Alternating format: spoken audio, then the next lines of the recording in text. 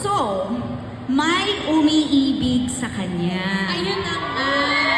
Kasi alam mo, yun ang gusto ko lang malaman. So, Diba? kamusta naman ang ano?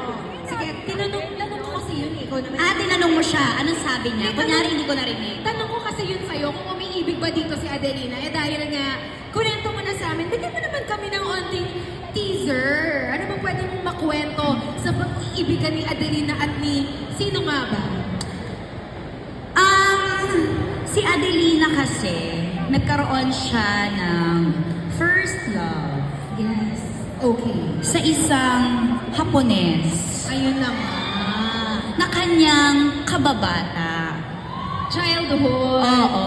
Okay. Tapos, kinailangan mag-aral nung lalaking yun sa ibang bansa. So, naiwan siya. Paano ang LDR? Pero eto na. Ayun. Again, sabi ko nga,